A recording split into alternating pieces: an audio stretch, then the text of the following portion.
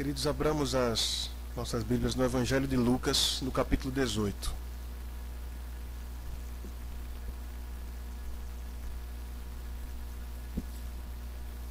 Evangelho de Lucas, no capítulo 18.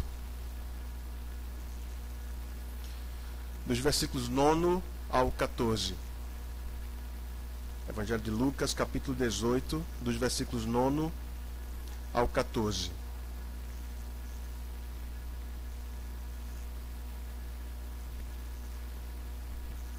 E assim registrou Lucas. Propôs também esta parábola a alguns que confiavam em si mesmos, por se considerarem justos, e desprezavam os outros. 2 homens subiram ao templo com o propósito de orar, um fariseu e o outro publicano. O fariseu, posto em pé, orava de si para si mesmo desta forma: Ó Deus, graças te dou, porque não sou como os demais homens, roubadores, injustos e adúlteros, nem ainda como este publicano. Jejuo 2 vezes por semana e dou o dízimo de tudo quanto ganho. O publicano, estando em pé, longe, não ousava nem ainda levantar os olhos ao céu, mas batia no peito, dizendo: Ó Deus, sê propício a mim, pecador. Digo-vos que este, o publicano, desceu justificado para a sua casa, e não aquele, o fariseu. Porque todo o que se exalta será humilhado, mas o que se humilha será exaltado. Vamos orar? Pai, nós não somos absolutamente nada, nenhum de nós. Dependemos completamente da Tua graça. Senhor, e diante da Tua presença, quando somos confrontados por Tua palavra, não há ninguém que possa levantar os olhos aos céus. Não há ninguém que possa ficar realmente de pé diante do Senhor. Nós temos é que nos prostrar e te pedir misericórdia e graça. Nesse instante, Senhor, te pedimos a Tua graça, o Teu favor, na exposição da Tua palavra. Que o Teu Espírito Santo, porque só Ele pode fazer isso, nos fazer compreender e nos dar a graça para colocarmos em prática a Tua palavra. Te pedimos, Senhor, esta graça, para o Teu louvor e para a Tua glória, e para o nosso crescimento, a semelhança do Senhor Jesus. E é em nome dele que nós oramos, em nome do Senhor Jesus. Amém. Queridos, nós sabemos e conhecemos pelas Escrituras que Jesus Cristo é o nosso mediador. É Ele quem nos introduz na presença de Deus, para orar, para cultuar, para fazermos todas as coisas. Não há em nenhum de nós mérito para isso. Mas ainda assim, mesmo tendo a palavra, às vezes mesmo conhecendo a palavra, mesmo sendo ensinados, mesmo ouvindo sermões, estudos sobre isso, o coração humano é corrupto e é enganoso. E ainda assim, com todo esse conhecimento que temos pela palavra de Deus, ainda há pessoas que acham que têm méritos diante de Deus. Ainda há alguns que se acham melhores do que os outros no meio do povo de Deus. Algumas pessoas acham que é possível se relacionar com Deus, orar e adorá-lo, simplesmente cumprindo os ritos, simplesmente cumprindo as cerimônias. Nós vimos em sermões passados, tanto no Salmo 50 quanto no livro de Malaquias, que o Senhor vem a dizer: olha, vocês fazem tudo bonitinho, digamos assim. Menos em Malaquias, porque eles estavam fazendo coisas como trazerem ofertas de cordeiros dilacerados, coxos. Mas no Salmo 50 ele diz: olha, eu não reprovo vocês por causa dos sacrifícios. Certamente eles estavam trazendo de maneira correta, apresentavam ao sacerdote, ele então fazia a oferta. Mas o Senhor reprovava o coração do povo.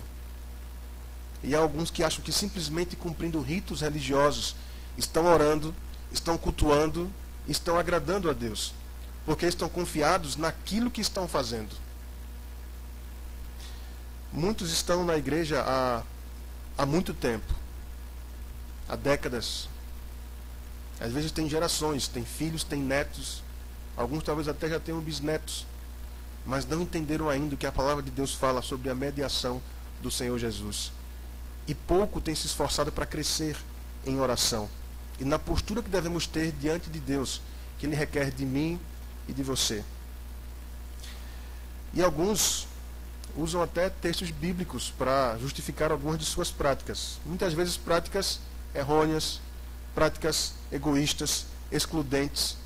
E tem a coragem, a ousadia de usar a Bíblia para dizer que estão corretos, quando muitas vezes estão reprovando a outros, estão se colocando como melhores do que os outros.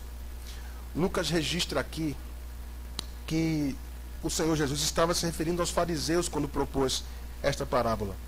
Ele tinha constantemente ali embate e discussões com fariseus, com saduceus, com os escribas, muitas discussões ali a respeito da lei. E eles sempre tentavam pegá-lo em alguma cilada, sempre tentavam armar alguma coisa para ver se Cristo caía em alguma das suas ciladas. Mas ele nunca caía. Eles, por sua vez, é que eram derrubados de seus argumentos e voltavam envergonhados ou então irados, porque Cristo nunca foi pego em nenhuma falta. Muito pelo contrário, quando eles tentavam confrontá-lo com a lei, eles é que eram confrontados com o espírito da lei, com a interpretação correta da lei, e saíam envergonhados ou então irados quando Cristo lhes dirigia a palavra. Quando Lucas escreveu este evangelho, ele tinha em mente um amigo chamado Teófilo. E preocupado com este amigo, sem dúvida ele orava por ele, Lucas empreendeu então uma grande pesquisa. Por mais que ele conhecesse alguns dos fatos, por mais que ele fosse companheiro do apóstolo Paulo e de outros, Paulo inclusive o cita, Lucas, o médico amado, mas Lucas procurou fazer uma pesquisa para dar a Teófilo um registro de tudo que estava ali acontecendo, na verdade do que havia acontecido, porque Cristo já havia morrido, já havia ressuscitado, já havia voltado para a destra do Pai. E Lucas diz: Teófilo, olha, eu estou escrevendo isso para você, para que você tenha certeza de que tudo que você tem ouvido a respeito de Cristo, sobre o seu nascimento da Virgem Maria, o seu crescimento, o seu ministério, a sua morte e ressurreição, olha, tudo isso, Teófilo, tudo isso é verdade. E eu peguei isso, eu coloquei estas coisas, eu obtive essas informações de testemunhas oculares, pessoas que estiveram ali, que foram testemunhas da sua glória, do seu poder e da sua majestade, enquanto ele esteve aqui na terra. Lucas foi minucioso, ele era médico, acostumado a pesquisas e a fazer tudo de maneira até didática, para que aqueles que estavam ali ouvindo ou que fossem ler o seu material pudessem realmente entender e não ter dúvidas. Naquela época também já circulavam ali os evangelhos de Mateus e também o de Marcos. E o de Lucas veio junto àqueles circular ali entre as igrejas daquela época, no primeiro século. Então, nesse contexto, o Senhor Jesus expõe aqui duas parábolas para ensinar aos discípulos e àqueles que estavam ouvindo o seu ensino sobre como orar. A primeira parábola é a do juiz iníquo. Você vai ver aí, é justamente a anterior a esta, que vai do primeiro versículo ao 8º. Nela o Senhor destaca a necessidade da perseverança em oração. E a segunda, que é esta, do fariseu e do publicano, nela o Senhor Jesus Cristo destaca a questão da humildade e da verdade no íntimo diante de Deus. Então acompanhe comigo a partir do 9º versículo a exposição deste texto. Propôs também esta parábola a alguns que confiavam em si mesmos, por se considerarem justos e desprezavam os outros. O Senhor é direto, ele se refere aqui aos religiosos da época, aos fariseus, aos saduceus, aos escribas. Eles se achavam justos, piedosos, melhores do que os outros, melhores do que qualquer um nas questões referentes à lei e referentes a Deus. Eles confiavam em suas práticas religiosas, eles confiavam em si mesmos. Se alguém não andasse de acordo com as traduções que eles impuseram naquela época ao povo, as tradições que eles ensinavam, que não eram condizentes, não estavam em harmonia com os princípios da lei do Senhor, aqueles que não andassem de acordo com as suas tradições, seriam excluídos por eles, seriam taxados de injustos, de adúlteros e de pessoas que não conhecem a Deus nem a sua lei. No versículo 10, então aqui ele vem e diz: dois homens subiram ao templo com o propósito de orar, um fariseu e o outro publicano. Então o Senhor vem aqui e diz que dois homens foram ao templo com a finalidade de orar. Um fariseu, dos que confiavam em si mesmos, e o outro, publicano. O publicano era considerado um traidor pelo povo judeu. E por que ele era considerado um traidor pelo povo judeu? Porque ele era um coletor de impostos, mas não para Judá ou para Israel. Eles coletavam os impostos para Roma, dos seus próprios irmãos judeus. Então, eles eram considerados pelos judeus, os publicanos, traidores. Traidores do seu próprio povo. Então, eles eram desprezados. Eles, sempre que possível, eram impedidos de participarem dos cultos, das cerimônias. Eles eram literalmente excluídos por aqueles religiosos. E aqui o Senhor propõe esta parábola. O templo, e ele fala, quando ele fala do templo aqui, o templo era usado para o culto público, sim, sem dúvida alguma, onde se faziam as ofertas sacrificiais, onde havia os sacerdotes que oficiavam ali e sacrificavam e faziam as ofertas pelos pecados ocultos, as ofertas de manjares e todas aquelas outras que estão lá. Mas aonde também se podiam fazer as orações chamadas pessoais, orações de devoção. No templo havia um átrio, onde se poderia fazer isso também. Esse átrio era chamado Átrio de Israel, ou a Corte dos Homens. Nessa Corte de Israel, o Átrio de Israel, somente os homens poderiam entrar. E podem dizer, por quê? Porque ali também havia o Átrio das mulheres. Então o templo tinha as suas divisões, e nesse átrio, nessa Corte de Israel, o Corte dos Homens, os homens poderiam chegar até lá para fazer as suas orações pessoais, fazer a sua devoção pessoal. Lembram que Ana, quando subiu ao templo, ela orou? Há vários outros que nós vamos ver aqui também que estavam no templo orando. Naturalmente se esperaria que um fariseu, um saduceu, um escriba, um religioso, fosse ao templo para orar. Mas não se esperaria talvez que um publicano fosse ao templo para orar. Um fariseu seria natural, mas um publicano não. Versículo 11. O fariseu, posto em pé, orava de si para si mesmo desta forma: Ó Deus, graças te dou, porque não sou como os demais homens, roubadores, injustos e adúlteros, nem ainda como este publicano. 12. Jejuo 2 vezes por semana e dou o dízimo de tudo quanto ganho. Não se sabe o local exato onde o fariseu ficou de pé, mas sem dúvida alguma ele procurou ficar o mais perto possível do santo lugar. Lembre de Mateus 6, quando Cristo falou sobre oração também.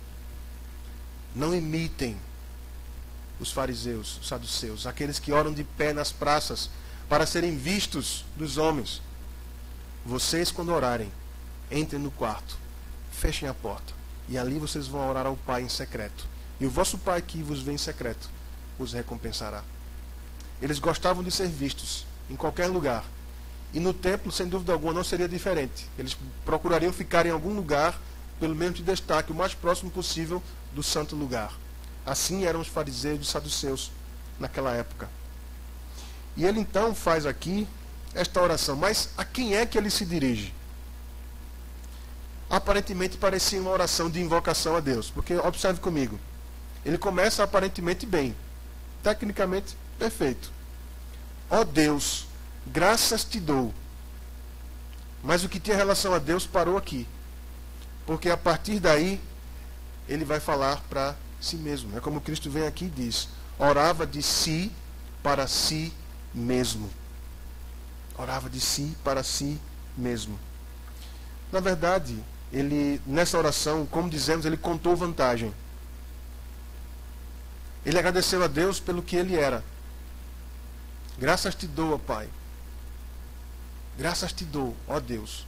Por quê? Porque não sou como os demais homens, roubadores, injustos e adúlteros. Ele se coloca de maneira superior. Ele se coloca como melhor do que os outros. Mas, quando nós nos colocamos na presença de Deus de maneira consciente, qual deve ser a nossa atitude? Quando estamos diante dele com esta consciência, não cabe a homem nenhum arrogância, soberba, autossuficiência, autojustificação, porque diante de Deus ninguém é absolutamente nada, nem eu, nem você. Naquela época eles se colocavam assim. E nós percebemos aqui que o fariseu não fez nenhum tipo de confissão de pecado. Ele não fez nenhuma exaltação a Deus. Ele simplesmente expressou uma pretensa religiosidade, que talvez aos olhos dele e dos seus, daqueles que podiam vê-los, talvez fossem tidos como perfeitos. Mas Deus nunca vai atentar simplesmente para o que é feito no exterior. O Senhor atenta para aquilo que está no interior. Sempre foi assim, desde o Antigo Testamento, e continua sendo assim até hoje. Uma outra coisa interessante para se perceber aqui é que o fariseu se nivela por baixo. Porque a quem ele se compara? Ele se compara a roubadores, injustos e adúlteros. E por fim, nessa sequência, ele também ofende o publicano. Você já ouviu pessoas dizerem: eu não faço nada de errado. Talvez vocês já ouviram, aqueles que já andaram aqui de ônibus, os garotos que subiam, não sei se ainda sobem hoje, talvez alguns ainda façam isso. Talvez você já tenha ouvido a frase que eles diziam no corredor: eu não mato, não roubo, não fumo, não estou batendo carteira de pai de família, de mãe de família, se colocando como bom, e eu preciso agora da ajuda de vocês. Há pessoas que na vida cotidiana dizem: eu não sou injusto, eu não sou desonesto, eu não sou adúltero, eu não difamo ninguém. E aí vão elencando coisas ou virtudes suas, como querendo trazer mérito para si mesmos. E eu pergunto para você: quantas vezes nós não fazemos isso? Quantas vezes não acabando tendo a mesma atitude do fariseu, nos colocando como superiores e olhando para outros e dizendo que eles são inferiores, que eles são os injustos, que eles são os roubadores, que eles são os adúlteros, e nós não. O fariseu se comparou a, digamos assim, a homens ou pessoas de má reputação. Mas, por exemplo, por que ele não se comparou a homens piedosos? Por que ele não se comparou a Samuel, a Elias, a Daniel, a Esdras ou Neemias? Ele se nivelou por baixo para tentar obter alguma vantagem. Ele foi muito esperto, só que a sua esperteza não funcionou com Deus. No versículo 12, ele afirma fazer muito mais do que era exigido. Preste atenção nisso. Ele diz que jejuava 2 vezes por semana e dava o dízimo de tudo quanto ganhava. O jejum era exigido do povo na lei cerimonial 1 vez por ano, quando havia o dia da expiação durante a festa dos tabernáculos. Era o único dia exigido realmente do jejum. Talvez em algum outro mês ou alguns outros meses, por algum motivo ou outro, poderia se conclamar um jejum, mas oficialmente era 1 vez no ano, no dia da expiação durante a festa dos tabernáculos. Mas ele diz que jejua 2 vezes por semana.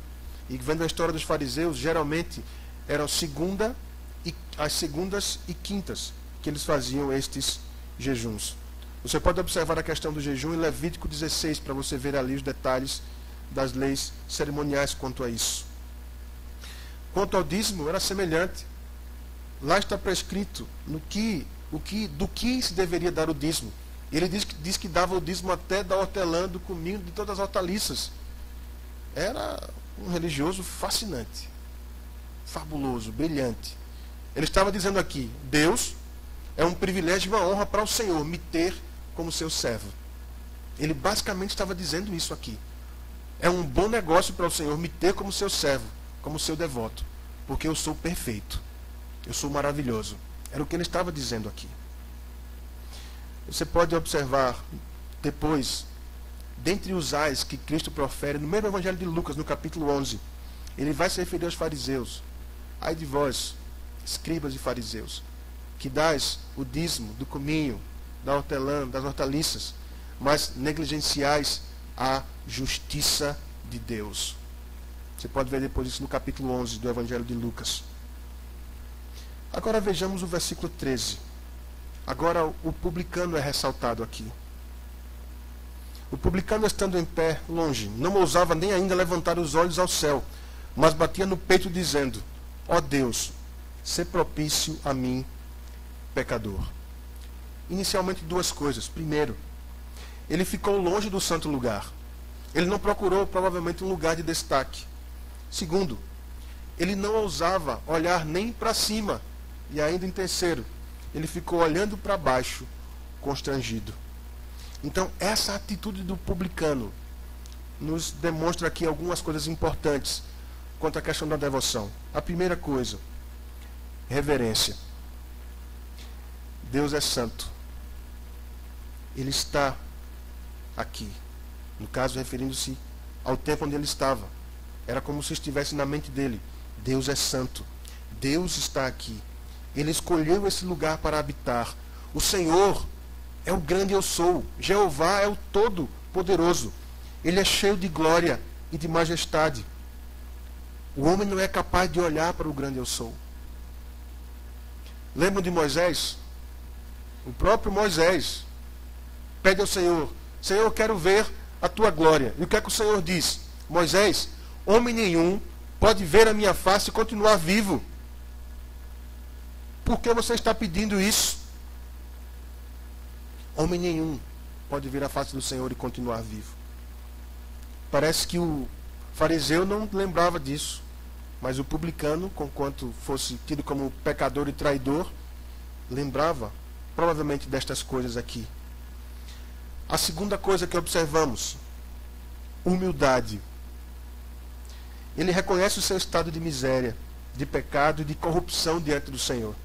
Ao invés de se gabar como fariseu, ele faz o que todo homem deveria fazer na presença de Deus: humilhar-se. Reconhecer o seu estado de miséria, de corrupção e de indignidade, de estar na presença daquele que é infinitamente santo, cheio de glória, honra, poder. E em terceiro lugar, a terceira coisa, o publicano demonstrou também verdade no íntimo. O ato de bater no peito indicava autoacusação, reconhecimento de culpa. Ele expressou o que estava no seu coração naquele momento. Isso fica claro. Naquela época, o ato de bater no peito era um sinal de grande tristeza, de profunda angústia. Isso era próprio naquela época de pessoas que estavam enlutadas. Era comum nas cerimônias fúnebres daquela época, quando a família, os amigos mais chegados estavam ali sepultando os seus amados, eles estavam batendo no peito, num sinal exterior, tentando demonstrar o que estava no interior. Olha, o que está acontecendo no meu interior é isso. Estão batendo, estão provocando intensa e forte dor em meu peito. Essa dor não quer sair, essa dor é constante. O publicano está demonstrando aqui dor, vergonha e vexame diante de Deus. Angústia por ser pecador, angústia pelo pecado. É isso que ele está demonstrando aqui, na sua atitude, quando estava ali no templo orando. Talvez ele estava ali admitindo o que o fariseu tinha dito. Olha, eu sou isso mesmo. Eu sou um roubador. Eu estou roubando o meu próprio povo para dar para Roma. Eu sou injusto. Sim. Eu sou adúltero. Porque sendo judeu eu estou servindo a outros deuses. Estou servindo a uma outra nação. Ele talvez estivesse com isso em mente. Eu sou tudo isso. E sou até mais do que isso. Eu sou mais do que isso. Quarta coisa. O publicano demonstra anseio pela misericórdia de Deus. O publicano pediu misericórdia. Ele não arrogou nada para si. Ele não tentou se justificar de absolutamente nada. Ele apenas se derramou diante do trono da graça. Ele se derramou diante do Senhor e disse: ó Deus, sê propício a mim, pecador. Ele não pediu nenhuma outra coisa. Nós vemos, tanto no Velho Testamento quanto no Novo Testamento, os princípios que a palavra de Deus nos deixa, de quando nós estamos diante do Senhor, como devemos proceder, qual deve ser a nossa postura diante dele. Você vai observar isso no Salmo 34, versículo 18. Perto está o Senhor dos que têm o coração quebrantado e salva os de espírito oprimido. Provérbios 28, 13. O que encobre as suas transgressões jamais prosperará, mas aquele que as confessa e deixa alcançará misericórdia. Em Isaías 57:15, assim diz o Senhor, assim diz o alto e sublime, que habita a eternidade. Diz, olha, eu habito sim no alto e sublime lugar, mas também habito com o humilde e abatido de espírito, para vivificar o espírito dos contritos, para vivificar, para dar vida. Nós vemos também no capítulo 66 do mesmo livro de Isaías, olha, eu habito a eternidade, os céus são o meu trono, a terra o estrado dos meus pés. Que casa porventura me edificareis vós? Mas o homem para quem olharei é este, o aflito e abatido de espírito, e que treme da minha palavra, que treme na minha presença. E ainda, na carta aos Hebreus, nós temos no 4º capítulo, versículos 14 a 16, ele vai dizendo ali que nós não temos um sumo sacerdote que não se compadeça dos nossos pecados e transgressões. Ele subiu aos céus, ele intercede por nós à destra do Pai, e através dele nós podemos alcançar graça e misericórdia em ocasião oportuna. É o que ele fala em suma ali, sobre o ministério de Cristo Jesus como sumo sacerdote eterno diante de Deus, a favor do seu povo, a favor da sua igreja. No versículo 14, então, o Senhor Jesus diz qual é a recompensa do publicano e qual é a recompensa do fariseu. Ele diz que o publicano foi justificado porque ele buscou refúgio na presença, na misericórdia, no amor de Deus, em Deus e não em si mesmo. E a sua condição de miserável, de pecador, foi colocada diante de Deus. Ele reconheceu isso e colocou isso diante de Deus. E buscou ali o amor e a misericórdia que vem de Deus.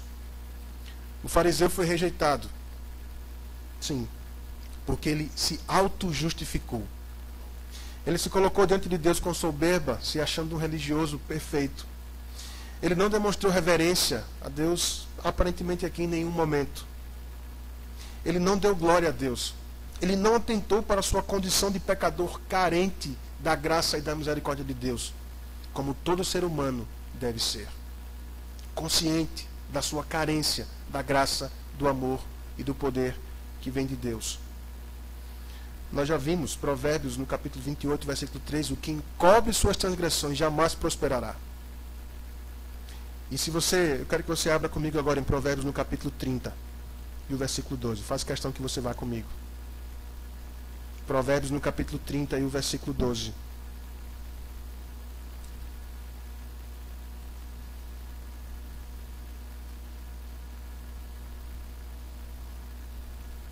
Já no Antigo Testamento, vejam o que o Senhor coloca em relação a homens como este. Há daqueles que são puros aos próprios olhos e que jamais foram lavados da sua imundícia. Esta era a condição do fariseu. O Senhor Jesus Cristo afirma aqui que todo aquele que se exalta diante de Deus, achando que é alguma coisa, trazendo algum mérito para si, este será humilhado pelo próprio Deus. Porque a questão de humilhar e exaltar aqui é uma prerrogativa que é colocada aqui como sendo do próprio Deus. Aquele que se exaltar diante de Deus será humilhado pelo próprio Deus. Porque Deus resiste aos soberbos, contudo aos humildes concede a sua graça. Mas todo aquele que se humilhar diante de Deus será exaltado. Aquele que se humilhar será exaltado pelo próprio Deus.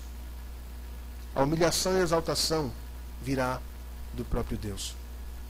E eu quero que você vá comigo para a carta de Paulo aos Coríntios. A primeira carta de Paulo aos Coríntios.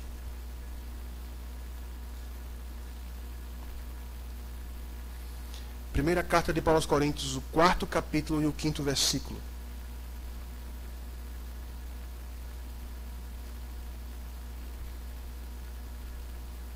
E aqui Paulo vai escrevendo para a igreja de Corinto e diz: portanto, nada julgueis antes do tempo, até que venha o Senhor, o qual não somente trará à plena luz as coisas ocultas das trevas, mas também manifestará os desígnios dos corações. E então cada um receberá o seu louvor da parte de Deus. Se observarmos também na primeira epístola de Pedro, ali no 5º capítulo tão conhecido, humilhai-vos, portanto, debaixo da poderosa mão de Deus, para que Ele, ao seu tempo, vos exalte, lançando sobre Ele toda a vossa ansiedade, porque Ele tem cuidado de vós. Ao falar de justificação, aqui Cristo já aponta para o que Ele faria na cruz. Ele faz um prenúncio aqui do que Ele faria por aqueles que fazem parte do povo de Deus, que foram escolhidos para serem dele. Estes seriam por Ele justificados na sua morte e na sua ressurreição, para poderem entrar na presença de Deus, para poderem orar, para poderem adorar, cultuar em seu nome, através dos seus méritos, não dos méritos que eu ou você talvez pensemos ter. Somente Cristo tem os méritos diante de Deus. Nós só podemos orar, nos colocar diante dele por causa do Senhor Jesus, e não por causa de alguma coisa que eu faça ou que você faça. Se porventura estamos fazendo aquilo que é correto diante de Deus, de acordo com a sua lei, louvado seja o nome do Senhor, porque é a graça que Ele mesmo tem dado, para que eu e você andemos corretamente diante dos seus olhos, diante da sua presença. Não há mérito em mim, não há mérito em você. Se o fazemos, é porque Ele nos dá graça e poder para que o façamos. E mesmo fazendo, sabemos que temos muito a melhorar. Porque o nosso alvo, o nosso padrão, é nada mais, nada menos do que o próprio Senhor Jesus. Ele é o homem perfeito. E estamos sendo conformados à sua imagem e semelhança. E o seremos até o dia em que morrermos aqui nessa terra, ou até o dia em que Ele voltar para nos buscar e nos tomar para si. Que aplicações, então, finais podemos ter aqui? Primeira, nunca é demais reconhecer o quanto somos pecadores e carecemos da graça que vem da cruz para podermos nos achegar a Deus. Nunca podemos tirar isso da nossa mente nem do nosso coração. Porque se desviarmos o nosso olhar da cruz, se desviarmos o nosso olhar do nosso coração pecaminoso e corrupto, e não reconhecermos mais isto, sem dúvida alguma nós vamos começar a trilhar pela idolatria, pela egolatria. Vamos começar a exaltar a nós mesmos. Vamos começar a cultuar a nós mesmos, como esse fariseu fez aqui. Não se engane, meus queridos. Nenhum de nós é perfeito. Todos somos pecadores. E sabe quando isto acontece? Nós nos reconhecemos pecadores quando nós atentamos em buscar ao Senhor de maneira verdadeira, de maneira profunda. Quando nós somos conscientizados, somos tomados pela sua presença, nós reconhecemos o quanto Ele é santo, maravilhoso, poderoso, e o quanto nós somos pecadores. Quando isso acontece, quando buscamos a Deus, à luz da sua santidade, à luz da sua presença, glória e majestade, nós percebemos a nossa pecaminosidade. Reconhecemos o quanto somos imperfeitos e o quanto precisamos da sua graça. Segundo, não temos mérito nenhum diante do Senhor por absolutamente nada que façamos. Porque o que fazemos, o fazemos por causa da graça que vem dele. Ele foi bem claro quando falou aos discípulos em João: sem mim nada podeis fazer. Alguém poderia talvez dizer: mas fulano de tal, missionário já em tantos países, já implantou tantas igrejas, já fez tantas coisas. Realmente, quando ele ora, realmente Deus ouve porque ele é diferente. Não. Não. Missionário nenhum, pastor nenhum, presbítero nenhum, diácono, líder, o que quer que seja. Mas eu já sirvo há 30 anos, há 40 anos. Você poderia servir 1000 anos, 10.000 anos. Não há mérito nenhum nisto. E se você o faz, é por causa da graça e da misericórdia que vem de Deus. Se você faz o que faz e glorifica a Deus, é por causa da graça que Deus te dá. Se eu glorifico a Deus, é por causa da graça que também Deus me dá. Nunca há mérito em mim, nunca há mérito em você. Todos os méritos são de Cristo. E Ele deve ser reconhecido em cada uma das coisas que fazemos. Porque Sua palavra nos diz: e tudo o que fizerdes, seja em palavra, seja em ação, fazei-o em nome do Senhor Jesus, dando por Ele graças a Deus Pai. Carta aos Colossenses, 3º capítulo, versículo 17. Terceiro, vir aos cultos, cantar, orar, dar o dízimo, ofertar, ler a palavra, ouvir a palavra, se fazemos isto e não nos derramamos diante do Senhor, pela mediação do Senhor Jesus, nós não somos diferentes do fariseu. Não haverá transformação nenhuma em meu coração se eu fizer isso, e nem no teu coração se você também não fizer isso pelos méritos do Senhor Jesus, nos derramando diante dele. E aqui eu quero falar sobre o segundo momento que nós temos no culto, que é o chamado momento de confissão, de contrição. Muitos perguntam às vezes por que há aquele momento ali no culto. Nós percebemos isto como um princípio que vem da palavra de Deus. E o texto, pelo menos número 1, que é usado para isso, é o texto de Isaías, no 6º capítulo, quando ele foi chamado para ser profeta. Quando ele contemplou a Deus, quando ele teve aquela visão, ele diz, olha, eu vi ao Senhor no alto e sublime trono. Ele vê toda aquela glória e majestade diante de Deus. Ele vê aqueles serafins que voavam ali com 6 asas. Com 2 cobriam o rosto, com 2 cobriam os pés e com 2 voavam. Os serafins não ousavam olhar para Deus. Eles não ousavam pisar no lugar onde o trono de Deus está. E eles trabalhavam, eles serviam a Deus e diziam uns para os outros, santo, santo, santo é o Senhor dos exércitos. Toda a terra está cheia da sua glória. Meus irmãos, esse momento aqui, ele existe porque é bíblico. Nenhum homem pode entrar diante de Deus sem reconhecer a sua pecaminosidade.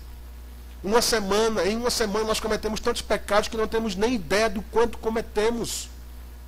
E precisamos reavaliar o coração constantemente para nos colocar diante de Deus, para sermos transformados por Ele, pela Sua palavra.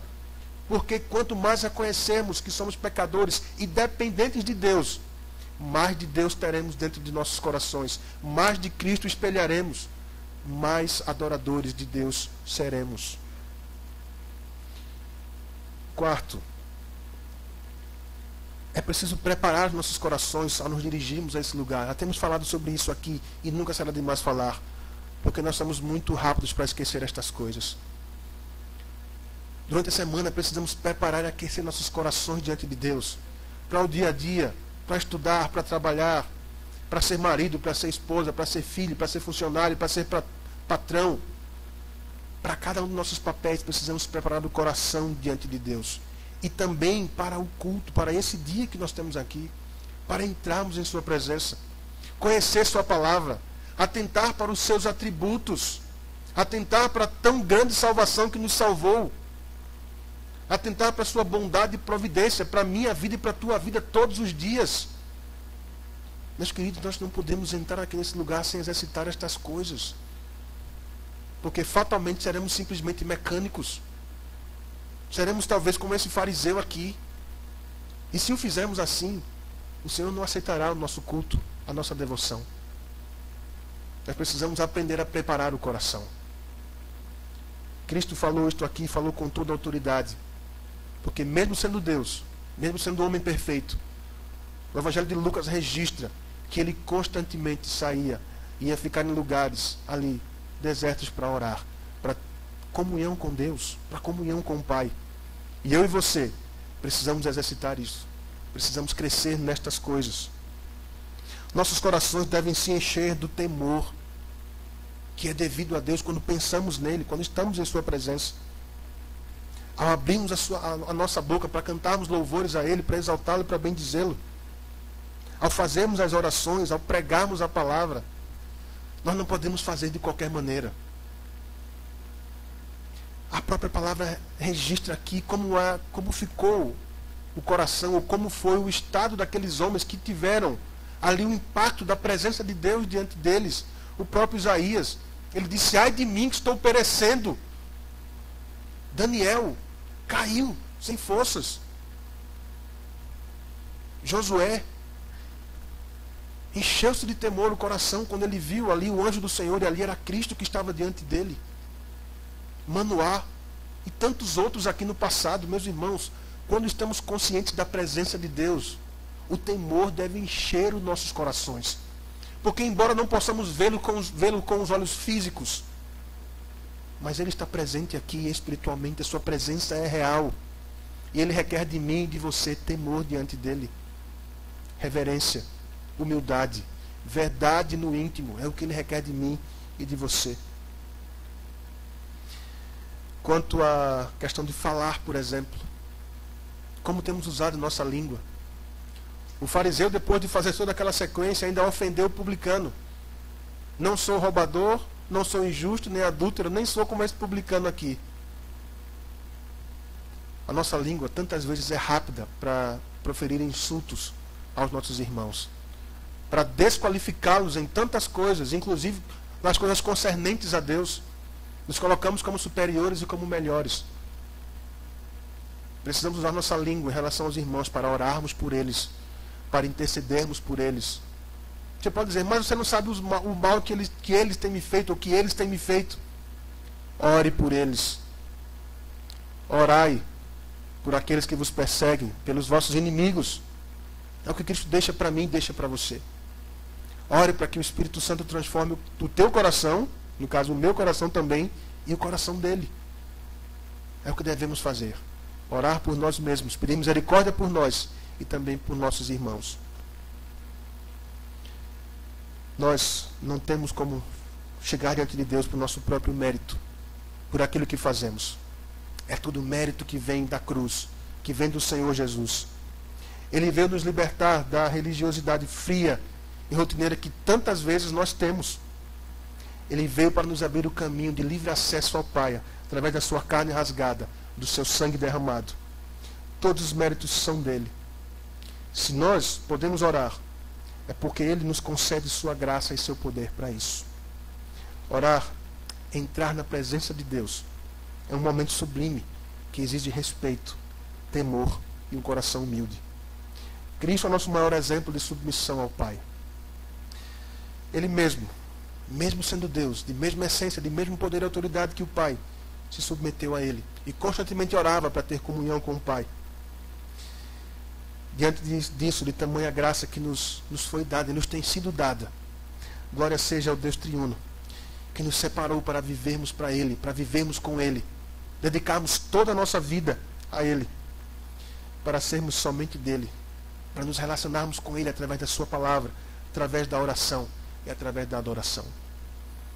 Que Ele nos dê a graça de cultivar um coração contrito, abatido, que reconhece a sua pecaminosidade e que quer mais de Deus, mais da sua santificação, que quer mais de Cristo em sua vida. Amém.